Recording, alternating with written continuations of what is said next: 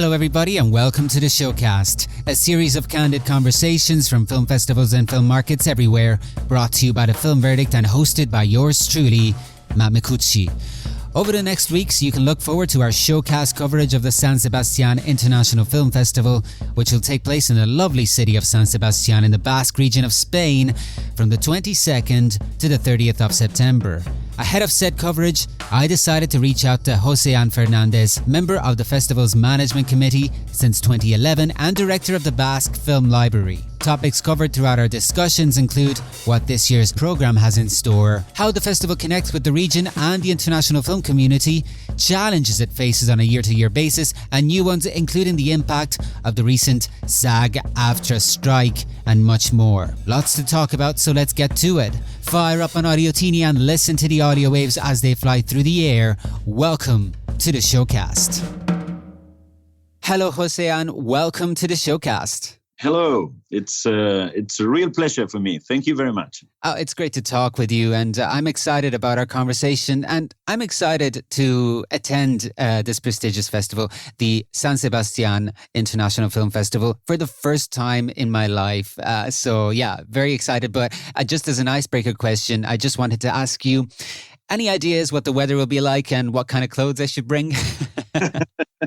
Well, it's the Basque country. It's a rainy region, so try to have maybe even a coat, and you can expect rain, but I think temperature will be okay between, let's say, 20 and 25 degrees. But maybe rain as well. We are very close to the sea, and this is always a very rainy city, even in September.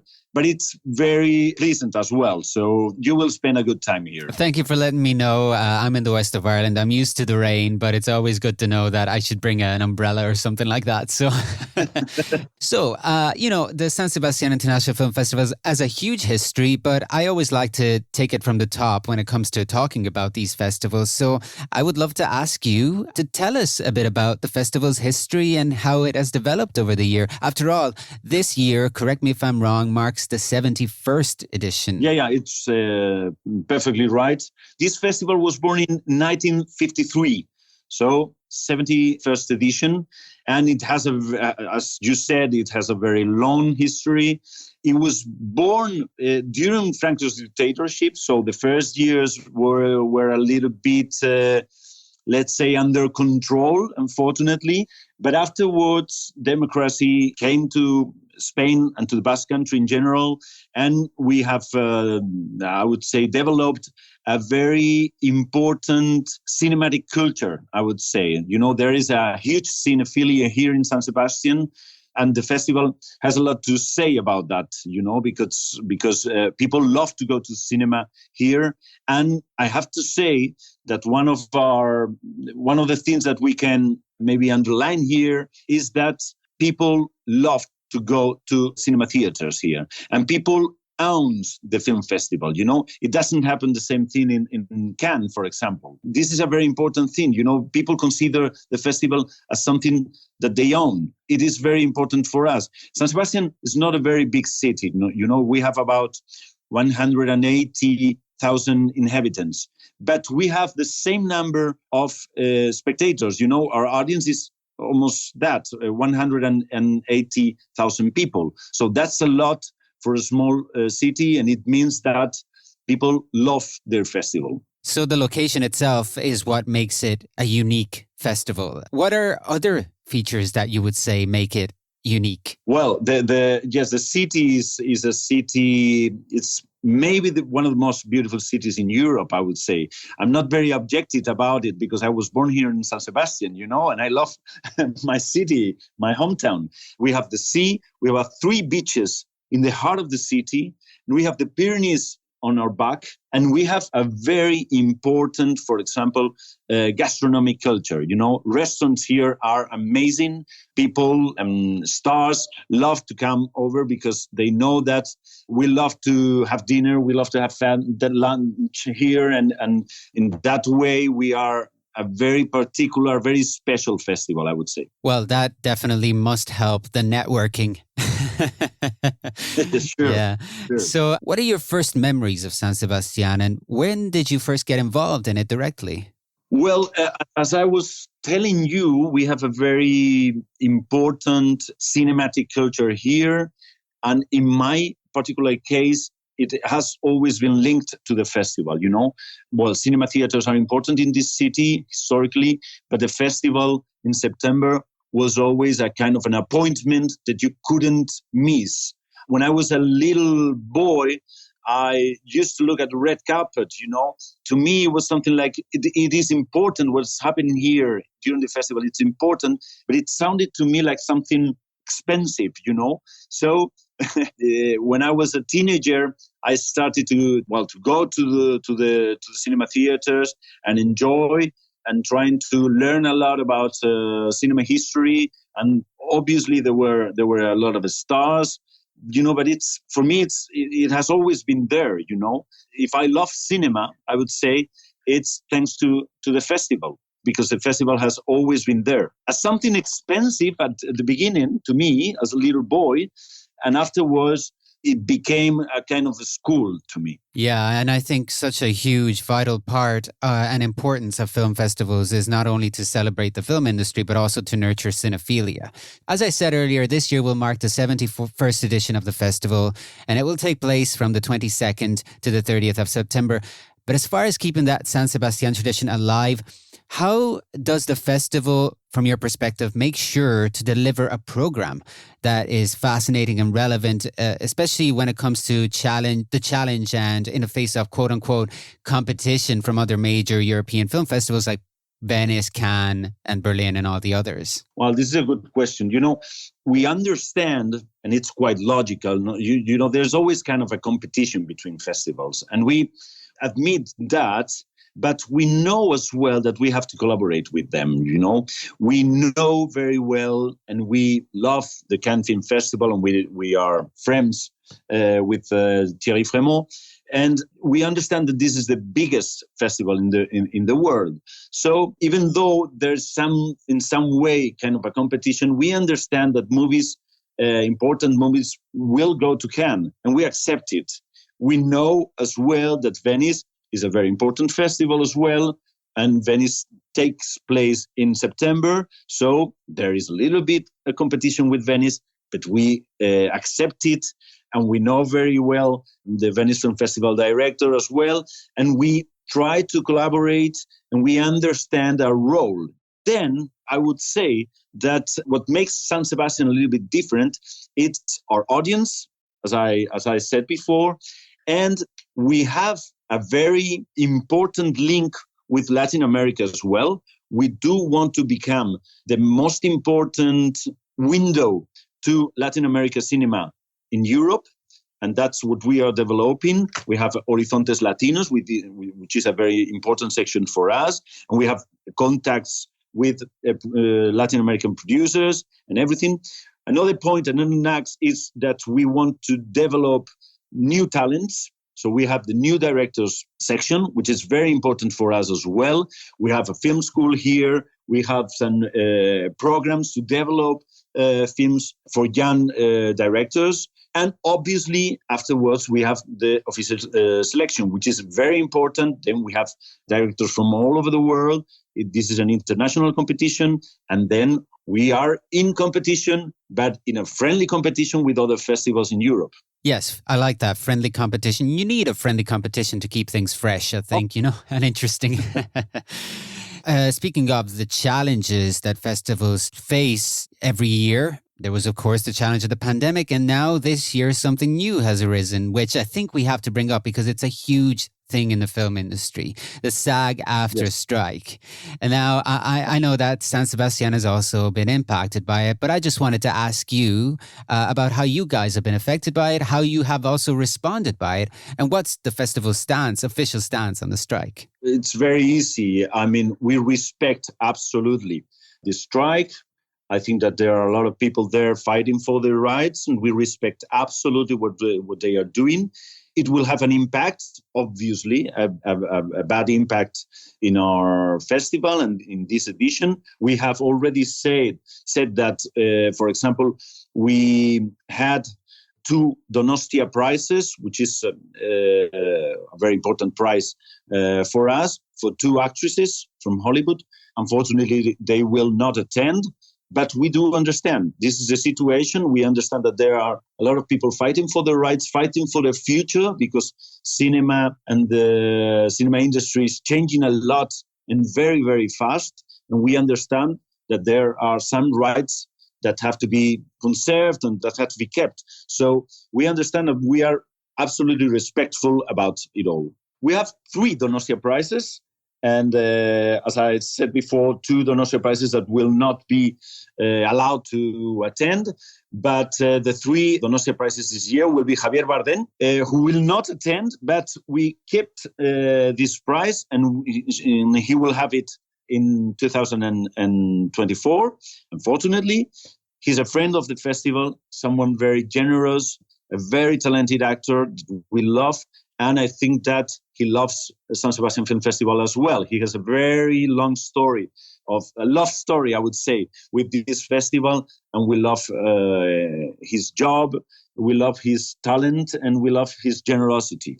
Afterwards, we have another Donostia prize, and it's a very important prize for us this year. We have, obviously, it will be our inauguration as well, our open night, with what will be a European premiere with Hayao Miyazaki. It's kind of a master in cinema, in international cinema, and we will have his last movie in a European premiere here. And that will be a very, very important moment. The film is called The Boy and the Heron. And the third Donostia prize will be Victor Erice, the filmmaker. You will maybe know The Spirit of the Beehive, The South, and some of the movies. He just shooted his last movie, which was in Cannes, called Cerrar los Ojos, and he will be with us.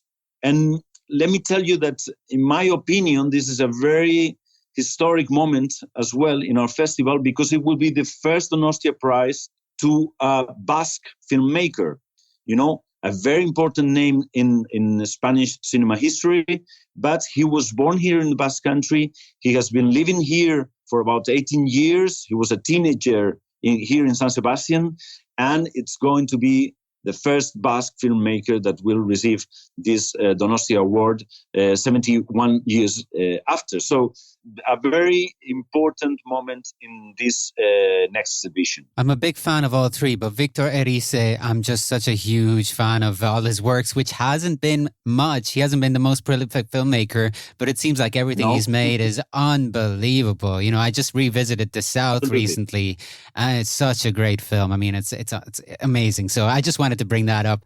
But let's talk about then the program, because this is the juiciest part of our conversation here, probably.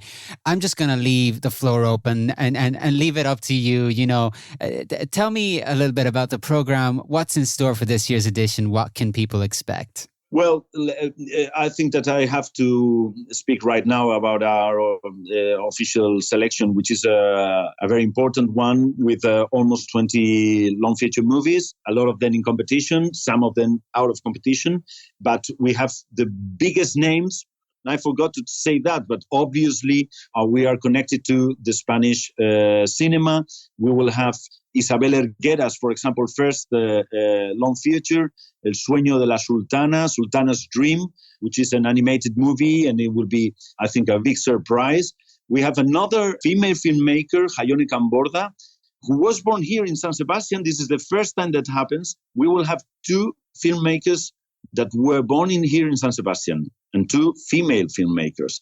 That's historic as well. It never happened before in San Sebastián. Isabel Erguera and Jaione Camborda.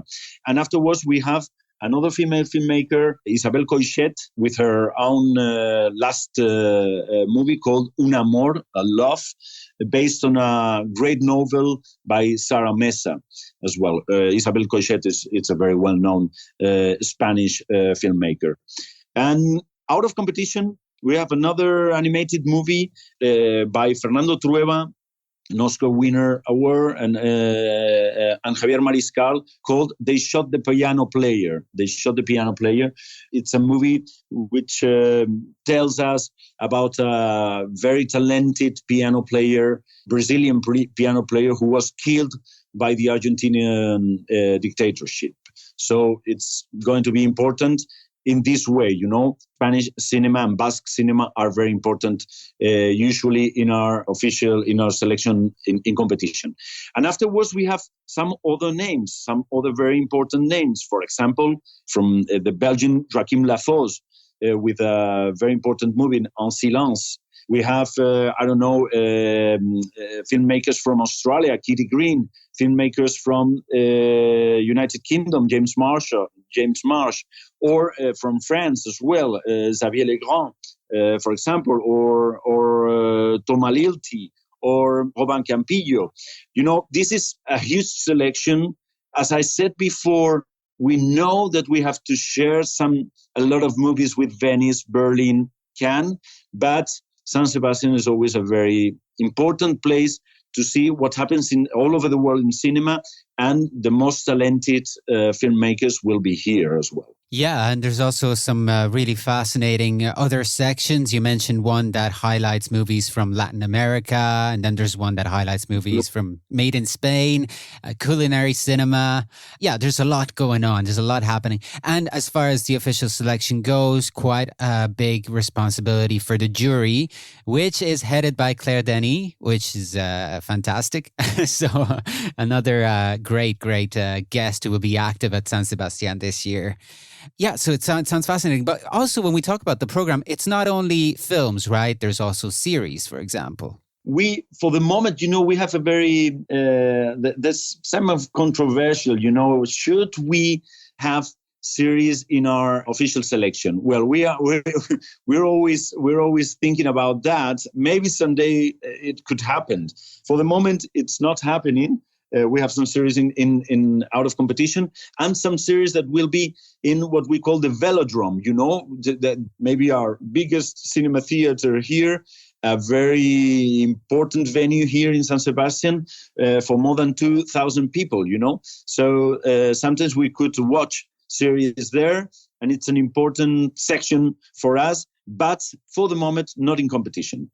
Right, not in competition. And one of the titles that's been talked about the most in the lead up to the San Sebastián Film Festival is No Me Llame Ternera, which is going to be an event, and it's going to get people talking. Yeah, absolutely. We have a very painful history here with violence and terrorism. So the festival has always tried to show some of the movies that talk about this problem.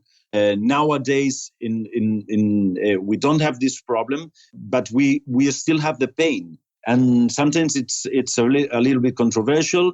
The film that you were talking about, it's in fact an interview with one of the leaders of ETA, who is in France right now. There have been some people, a list of let's say about 500 people, who said that they didn't want this film to be on our program because they think that maybe this film could highlight terrorism.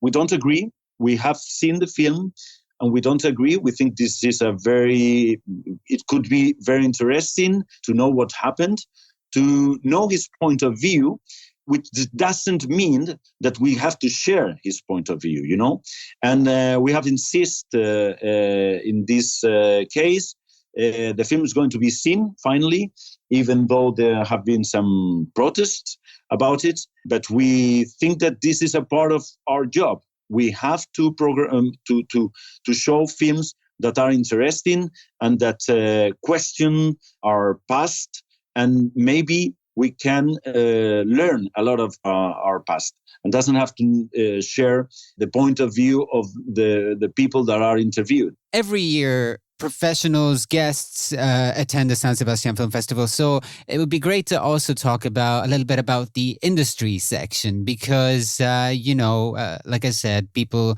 come from all over the world to attend the festival and also to network. So in terms of the industry side of things, what does the festival offer? Well, a lot of things, and we are trying to develop this in the last, we've been trying to develop this in the last years, in the last decades, I would say, because San Sebastián is what I said. It's a beautiful city. You have the sea, you have the restaurants, you have the cinema theaters, you have a lot of audience that love to be there. And it's a great place to show the movie, for example, that you have produced.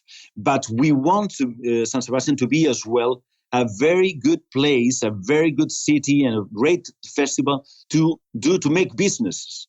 And we understand that, and that's why we have, for example, the co-production forum, and we have a meeting with investors all over the world that will come here to discuss about what's happening right now in cinema all over the world, that they will have some projects to produce in the future, you know. So it's quite interesting. We are trying to develop and to insist. We know that Cannes has a great market. We know that Venice is important as well, and Berlin is maybe the most important market in winter. But we also want to develop these kind of activities, and cinema industry is helping us to do that. And for example, this year we will have people from very important enterprises, and I will say just one. Amblin is going to be here in San Sebastián as well, talking and talking about cinema and trying to develop their business. So we spoke a lot about the connection between the San Sebastián International Film Festival and the Basque region, and I wanted to make sure to leave some room at the end of our conversation to talk about the Basque Film Library, which you're a director of. Now, can you tell us a little bit about that? Absolutely. For us, it's very, very important, you know. To me, in particular, I'm busy all time with this kind of things, you know. Basque cinema is getting bigger. It's getting more and more important all over the years. And I said at the beginning, this is the first time that two female Basque filmmakers will be in our competition this year. It didn't happen before. So that's very good news for us and very good news for Basque cinema. We will have another smaller films in our section called Cine Mira, which is a very important section for us, but with smaller productions. Nevertheless, I have to say that we will have 20.000 especies de abejas by the filmmaker Estíbaliz Urresola, who was in competition in Berlin and who was awarded in Berlin as well. So we are living a very good moment for Basque cinema. We are very optimistic about that. I think that the institutions here, the Basque government, the festival, the Basque Film Archive, and other institutions are working together very well in order to highlight talent and help Basque talent to do films. And we are succeeding. There's always a sentence that I like to say about Basque cinema, you know. Basque cinema has to be good for us in the Basque country, but it wouldn't be good if other people don't like it. I mean, Basque cinema has to go to Berlin, has to go to Cannes, has to go to Venice, has to be on platforms. And that's good news. And we are succeeding. I think that we have the talent, we have the filmmakers, and obviously there are the institutions that are helping as well. Well, that's amazing. Joxean, thank you very much for joining us. It's been a fascinating conversation. Oh, thank you, Matt, really.